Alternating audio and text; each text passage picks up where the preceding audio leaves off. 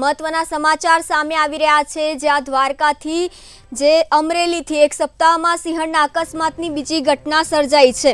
અમરેલીના એક સપ્તાહમાં કાગદડી ગામે ખેડૂતના ખેતરમાં આવેલા કૂવામાં સિંહણ ખાબકી હતી। 20 ફૂટ ઊંડા કૂવામાંથી વન વિભાગ દ્વારા સિંહણનું કરાયું રેસ્ક્યુ। અમરેલીથી મહત્વના સમાચાર સામે આવી રહ્યા છે, જ્યાં થોડા દિવસ પહેલા સ્વામીની કારની અડફેટે આવી હતી સિંહણ। જિલ્લામાં સિંહોની સેફટીને લઈને વન વિભાગ સામે ઉઠ્યા સવાલો। મહત્વના સમાચાર અમરેલીથી સામે આવી રહ્યા છે, જ્યાં એક સપ્તાહમાં સિંહણના અકસ્માતની બીજી ઘટના નોંધાઈ।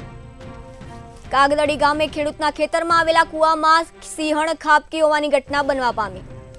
20 ફૂટ ઊંડા કૂવામાંથી વન વિભાગ દ્વારા સિંહણનું રેસ્ક્યુ કરવામાં આવ્યું। થોડા દિવસ પહેલા સ્વામીની કારની અડફેટે આવી હતી સિંહણ। જિલ્લામાં સિંહોની સેફટીને લઈને વન વિભાગ સામે ઉઠ્યા સવાલો। આ મહત્વના સમાચાર અમરેલીથી સામે આવી રહ્યા છે, જે એક સપ્તાહમાં સિંહણના અકસ્માતની બીજી ઘટના નોંધવામાં આવી છે। કાગદડી ગામે ખેડૂતના ખેતરમાં આવેલા કૂવામાં સિંહણ ખાબકી હતી, જે 20 ફૂટ ઊંડા કૂવામાંથી વન વિભાગ દ્વારા સિંહણનું રેસ્ક્યુ કરવામાં આવ્યું। થોડા દિવસ પહેલા સ્વામીની કારની અડફેટે સિંહણ આવી હતી।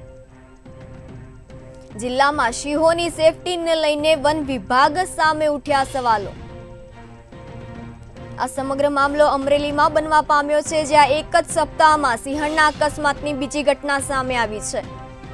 કાગદડી સામે ખેડૂતના ખેતરમાં આવેલા કૂવામાં સિંહણ ખાબકી હતી।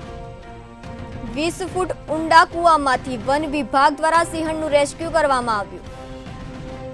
થોડા દિવસ પહેલા સ્વામીની કારની અડફેટે સિંહણ આવી હતી। જિલ્લામાં સિંહોની સેફટીને લઈને વન વિભાગ સામે સવાલો ઉઠવા પામ્યા છે।